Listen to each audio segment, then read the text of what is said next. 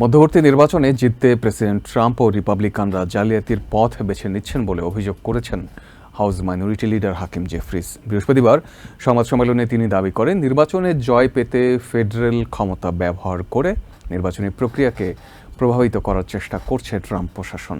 এদিকে হোয়াইট হাউসের বিলাসবহুল বলরুম নির্মাণের ব্যয় নিয়ে তদন্তের দাবি তুলেছেন হাউস বাজেট কমিটির শীর্ষ ডেমোক্রেট ব্র্যান্ডন বয়েল। বৃহস্পতিবার এক সংবাদ সম্মেলনে হাউস মাইনরিটি লিডার হাকিম জেফ্রিস বলেন, বর্তমান প্রশাসন জনগণের প্রত্যাশা পূরণে সম্পূর্ণ ব্যর্থ হয়েছে, আর এই ব্যর্থতার কারণেই তারা বুঝতে পেরেছে বৈধ উপায়ে জয়লাভ করা তাদের পক্ষে সম্ভব নয়, তাই তারা জালিয়াতির পথ বেছে নিচ্ছেন। জেফ্রিস অভিযোগ করেন, জনসমর্থন কমে যাওয়ায় রিপাবলিকানরা আসন্ন নির্বাচনে জয়ী হতে ফেডারেল ক্ষমতা ব্যবহার করে নির্বাচনী প্রক্রিয়াকে প্রভাবিত করার চেষ্টা করছে। অবাধ ও সুষ্ঠু নির্বাচন রক্ষায় দেশবাসীকে সতর্ক থাকার আহ্বান জানান এই ডেমোক্রেট নেতা। এদিকে আমেরিকার 250তম স্বাধীনতা উদযাপন উপলক্ষে আয়োজিত গ্রেট আমেরিকান স্টেট ফেয়ারের উদ্বোধনী অনুষ্ঠানে ট্রাম্পের উপস্থিতি নিয়েও বিতর্ক তৈরি হয়েছে। একাধিক সঙ্গীত শিল্পী অনুষ্ঠান থেকে সরে দাঁড়ানোর পর ট্রাম্প নিজের প্রধান বক্তা হিসেবে মঞ্চে ওঠেন, তবে বক্তব্যের মাঝপথে দর্শকদের একটি বড় অংশকে মাঠ ত্যাগ করতে দেখা যায়। বিশ্লেষক জ্যারেড পোলেনের মতে, জাতীয় উদযাপনকে ট্রাম্প নিজের রাজনৈতিক প্রচারের কেন্দ্রে নিয়ে এসেছেন। অন্যদিকে ডিফেন্স সেক্রেটারি পিট হেগসেথের সিদ্ধান্তে সেনাবাহিনীর শীর্ষ কর্মকর্তা জেনারেল ক্রিস ডানাহিউকে দায়িত্ব থেকে সরিয়ে দেওয়ার ঘটনা নতুন বিতর্কের জন্ম দিয়েছে। গোয়েন্দা বিশ্লেষক ক্রিস্টোফার ও ল্যারি বলেন, ডানাহিউ চলে গেলে জাতীয় নিরাপত্তা দুর্বল হয়ে পড়বে। দেশের সবচেয়ে অভিজ্ঞ সামরিক নেতাদের একজন ডানাহিউ, যিনি আফগানিস্তান থেকে 124,000 মানুষকে সরিয়ে নেয়া, ড্রোন প্রযুক্তির আধুনিকায়ন ও ইউক্রেন সহায়তায় নেতৃত্ব দিয়েছেন। ইন্ডিপেন্ডেন্ট ভেটারান্স অফ আমেরিকার প্রধান পল রাইখফ বলেন, হেগসেথ এবার তার ক্ষমতার সীমা অতিক্রম করছেন।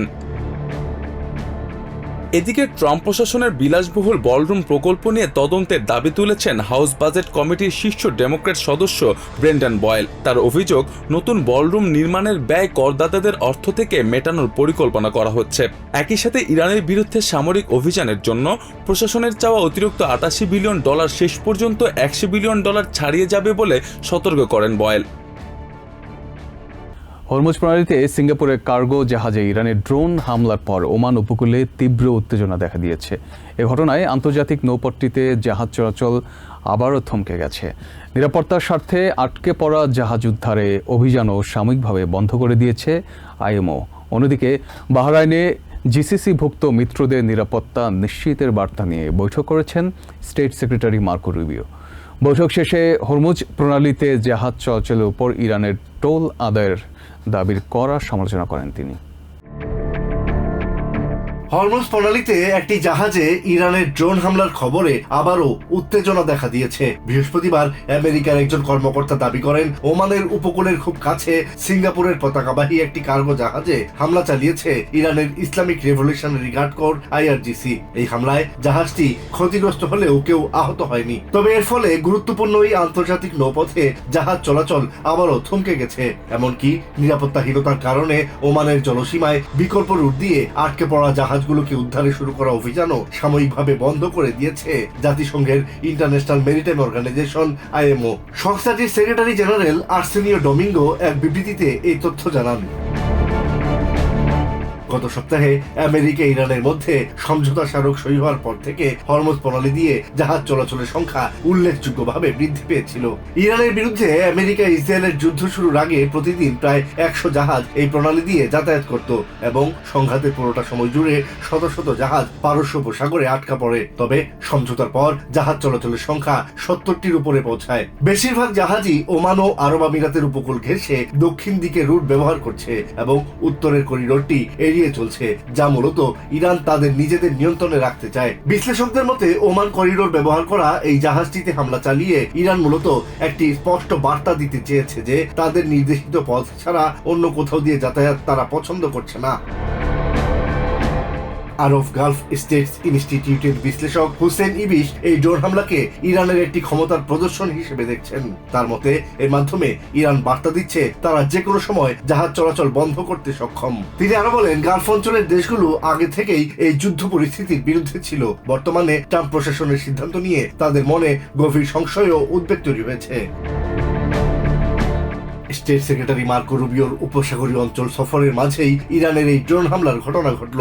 বৃহস্পতিবার বাহরাইনে গালফ কোঅপারেশন কাউন্সিল জিসিসির অন্তর্ভুক্ত আমেরিকার মিত্র দেশগুলোর সঙ্গে বৈঠক করেন রুবিও। মূলত ইরানের সাথে যে কোনো চুক্তিতে এই অঞ্চলের অংশীদারদের নিরাপত্তা, স্থিতিশীলতা এবং সমৃদ্ধি বজায় রাখার বিষয়টি নিশ্চিত করা হবে তা আশ্বস্ত করতেই তার এই সফর। বৈঠক শেষে রুবিও জানান, দেশগুলোর সুনির্দিষ্ট উদ্বেগ নিয়ে ফলপ্রসূ আলোচনা হয়েছে। They've shared with us some very concrete concerns, ideas, and when I say concerns, I think the biggest concern is that they really just want to be informed every step along the way as we enter these negotiations at both the technical and political levels, and we want them to be involved. Hormuz প্রণালীতে জাহাজ চলাচলের উপর ইরানের toll বা ফি আদায়ের দাবির কড়া সমালোচনা করে রুবিও বলেন, পৃথিবীর কোনো রাষ্ট্রই আন্তর্জাতিক জলপথ দিয়ে যাতায়াতের জন্য কাউকে অর্থ দেওয়ার পক্ষে নয়। তিনি স্পষ্ট জানান, এটি কখনোই কোনো চুক্তির অংশ হবে না। Okay, if you're paying someone to go there, I don't care if you call it a fee or a toll or a donation, it's a toll. That's how we're going to define it. That's international waterway. There isn't a nation on earth that supports having to pay money to go through the straits. সমঝোতা চুক্তি সই হওয়ার পর ইরানের পক্ষ থেকে এটি প্রথম কোনো সামরিক পদক্ষেপ। চুক্তি অনুযায়ী পরবর্তী 60 দিন একটি পূর্ণাঙ্গ চুক্তির লক্ষ্যে আলোচনা করবে আমেরিকা ও ইরান। কিন্তু বর্তমান পরিস্থিতি আবারও অনিশ্চিত হয়ে পড়েছে। হেইতি ও সিরিয়ার নাগরিকদের টিপিএস বাতিলের পক্ষে রায় দিয়েছে সুপ্রিম কোর্ট। এর ফলে দেশে বসবাসরত 1.3 মিলিয়নের বেশি মানুষ তাদের বৈধ মর্যাদা বা কাজের সুযোগ হারাতে পারে বলে আশঙ্কা করছেন অভিবাসন আইনজীবীরা। আরেক রায়ে সুপ্রিম কোর্ট বলেছে, মেক্সিকো সীমান্তে আশ্রয় প্রার্থীদের ফিরিয়ে দিতে পারবে ট্রাম্প প্রশাসন। এ রায়ের বিরোধিতা জানিয়ে উদারপন্থী বিচারপতি সোনিয়া সোটোমায়োর বলেছেন, এর ফলে সীমান্তে বহু মানুষ মারা যাবে। দুটি রায়ই বৃহস্পতিবার সুপ্রিম কোর্টের সংখ্যাগরিষ্ঠ 6 রক্ষণশীল বিচারপতির ঐকমত্যের ভিত্তিতে দেওয়া হয়েছে। অভিবাসন সংক্রান্ত দুটি মামলায় সুপ্রিম কোর্টে বড় জয় পেয়েছে ট্রাম্প প্রশাসন, যা দেশের অভিবাসন নীতিতে ব্যাপক পরিবর্তন আনতে যাচ্ছে। প্রথম রায়ে সর্বোচ্চ আদালত জানিয়েছে, হেইতি ও সিরিয়ার নাগরিকদের জন্য থাকা সাময়িক আইনি সুরক্ষা বা টেম্পোরারি প্রোটেক্টেড স্ট্যাটাস বাতিলের ক্ষমতা প্রশাসনের রয়েছে। 6-3 সংখ্যাগরিষ্ঠ মতামতের ভিত্তিতে দেয়া রায়ে রক্ষণশীল বিচারপতি স্যামুয়েল এলিটো উল্লেখ করেন, এ বিষয়ে হোমল্যান্ড সিকিউরিটি ডিপার্টমেন্টের সিদ্ধান্ত পুনর্মূল্যায়নের কোনো এখতিয়ার আদালতের নেই। এই রায়ের ফলে সরাসরি দেশের প্রায় 350,000 হেইটিয়ান এবং 6,000 সিরিয়ান নাগরিক তাদের কাজের অনুমতি ও বৈধভাবে থাকার অধিকার হারাতে পারেন। সুপ্রিম কোর্টে সিরিয়ান শরণার্থীদের পক্ষে এই মামলায় অংশ নেওয়া অন্যতম প্রধান আইনজীবী এবং ইউসিএলএ ল স্কুলের অধ্যাপক আহিলান আরুলানান্থাম এ রায়ে গভীর হতাশা প্রকাশ করেন। তিনি ক্ষোভ প্রকাশ করে বলেন, ট্রাম্প প্রশাসনের টিপিএস বাতিলের এই সিদ্ধান্তের পেছনে কোনো বর্ণবাদী মানসিকতা বা বিদ্বেষ নেই বলে সুপ্রিম কোর্ট যে রায় দিয়েছে তা এক কথায় অবাস্তব ও হাস্যকর। অভিবাসন আইনজীবীরা মনে করছেন, সুপ্রিম কোর্টের এই রায়ের প্রভাব কেবল এই দুটি দেশের অভিবাসীদের মাঝে সীমাবদ্ধ থাকবে না, এটি মূলত আমেরিকায় বসবাসরত সেই 1.3 মিলিয়নের বেশি মানুষের উপর ব্যাপক প্রভাব ফেলবে, যারা বৈধভাবে বেঁচে থাকার ও কাজ করার জন্য সামগ্রিকভাবে এই টিপিএস সুবিধার উপর নির্ভর করেন। অভিবাসন আইনজীবী ও হেইটিয়ান ব্রিজ অ্যালায়েন্সের চেয়ার অ্যালান অরের মতে, এই রায়ের মাধ্যমে প্রকৃতপক্ষে আমেরিকার পরাজয় ঘটেছে। গত বছর তৎকালীন হোমল্যান্ড সিকিউরিটি সেক্রেটারি ক্রিস্টি নোম এই বিশেষ সুরক্ষা সুবিধাটি বাতিল করার উদ্যোগ নেন, যার বিরুদ্ধে মামলা করা হলে বেশ কয়েকটি আদালত ঘুরে শেষ পর্যন্ত সুপ্রিম কোর্টে পৌঁছায়। আইন বিশ্লেষক লিয়া লিটম্যানের মতে, সর্বোচ্চ আদালতের রক্ষণশীল বিচারপতিরা মূলত ট্রাম্পের স্পষ্ট বর্ণবাদকে আইনি বৈধতা দিয়েছেন। অন্য আরেকটি রায়ে সুপ্রিম কোর্ট প্রেসিডেন্ট ডোনাল্ড ট্রাম্পের বিতর্কিত অ্যাসাইলাম বা রাজনৈতিক আশ্রয় নীতি পুনর্বহালের পথ পরিষ্কার করেছে, যার মাধ্যমে আমেরিকা মেক্সিকো সীমান্তে আশ্রয় প্রার্থীদের ফিরিয়ে দিতে পারবে ট্রাম্প প্রশাসন। এই আদেশের ক্ষেত্রেও সংখ্যাগরিষ্ঠের মতামত লিখতে গিয়ে বিচারপতি স্যামুয়েল এলিটো যুক্তি দেন, মেক্সিকোতে দাঁড়িয়ে থাকা কোনো বিদেশি নাগরিক এই দেশে প্রবেশের চেষ্টা করে ব্যর্থ হলে তাকে আমেরিকায় পৌঁছানো বলা যায় না। একজন বিদেশি কেবল তখনই আমেরিকায় পৌঁছান যখন তিনি সীমান্ত পার হন।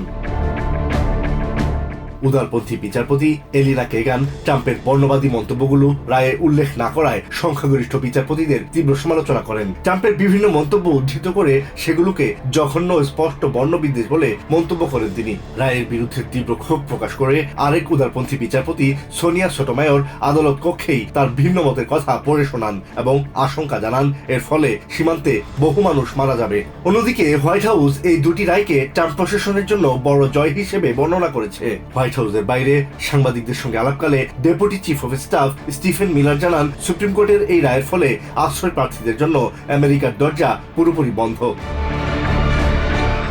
হেইতি ও সিরিয়ার কয়েকশো হাজার অভিবাসীর টিপিএস বাতিলে সুপ্রিম কোর্ট সবুজ সংকেত দেওয়ার পর ট্রাম্প প্রশাসনের বিরুদ্ধে তীব্র ক্ষোভ জানিয়েছেন নিউ ইয়র্কের কর্মকর্তারা। তারা বলছেন, এই সিদ্ধান্ত শুধু অভিবাসীদের নয়, বরং নিউ ইয়র্কের স্বাস্থ্য সেবা ব্যবস্থা ও অর্থনীতির উপরও বড় ধরনের প্রভাব ফেলবে। রক্ষণশীল বিচারপতিদের সংখ্যাগরিষ্ঠ মতামতের ভিত্তিতে আদালত নিউ ইয়র্ক ও ওয়াশিংটন ডিসির ফেডারেল বিচারকদের দেয়া আগের স্থগিতাদেশ বাতিল করে দেয়। ওই স্থগিতাদেশের কারণে ট্রাম্প প্রশাসনের সিদ্ধান্ত এতদিন কার্যকর হয়নি। একই দিন অভিবাসন সংক্রান্ত আরেকটি মামলাতেও ট্রাম্প প্রশাসনের পক্ষে রায় দেয় supreme court. Today, hundreds of thousands of individuals woke up with this dread, this fear in their hearts. এরপর নিউ ইয়র্ক সিটিতে সংবাদ সম্মেলনে নিউ ইয়র্ক স্টেটের গভর্নর ক্যাথি হোকুল ট্রাম্প প্রশাসনের কড়া সমালোচনা করেন। তিনি বলেন, অভিবাসন অভিযান পরিচালনাকারী কর্মকর্তাদের মুখোশ ব্যবহার নিষিদ্ধ করা উচিত এবং উপাসনালয় সহ সংবেদনশীল স্থানগুলোকে সুরক্ষিত রাখতে স্টেট সরকার প্রয়োজনীয় ব্যবস্থা নেবে। Many of them are doing some of the most difficult, challenging work that needs to happen in our country and our state. তিনি বলেন, যেসব অভিবাসীকে লক্ষ্যবস্তু করা হয়েছে তারা নিউ ইয়র্কের সমাজ ও অর্থনীতিতে গুরুত্বপূর্ণ অবদান রেখে আসছেন। I'm telling you, it's going to cripple our healthcare system. Cripple our healthcare system because so many of them are hard-working union members. Kathy Hochul বলেন, সুপ্রিম কোর্ট এই সুরক্ষা তুলে নেয়ায় নিউ ইয়র্কের স্বাস্থ্যসেবা ব্যবস্থা মারাত্মকভাবে ক্ষতিগ্রস্ত হবে। তার ভাষায়, এই মানুষদের অনেকেই কঠোর পরিশ্রমী এবং বিভিন্ন শ্রমিক ইউনিয়নের সদস্য। তারা হাসপাতাল, নার্সিংহোম ও স্বাস্থ্যসেবার নানা খাতে গুরুত্বপূর্ণ দায়িত্ব পালন করছেন। তিনি প্রশ্ন তোলেন, আগামীকাল যদি এইসব মানুষ কাজ করতে না পারেন তাহলে বয়স্ক রোগীদের দেখভাল করবেন কে? এদিকে নিউ ইয়র্ক সিটির মেয়র জোরান মামদানি বলেন, তার স্ত্রী সিরীয় বংশোদ্ভূত, তাই এই সিদ্ধান্ত তার পরিবারের কাছেও ব্যক্তিগতভাবে গুরুত্বপূর্ণ। The people of New York City are going to show up for you as we face down a Supreme Court ruling. তিনি বলেন, সুপ্রিম কোর্টের এই রায় বহু মানুষের মধ্যে ভয়, অনিশ্চয়তা এবং ডিপোর্টেশনের আশঙ্কা তৈরি করেছে।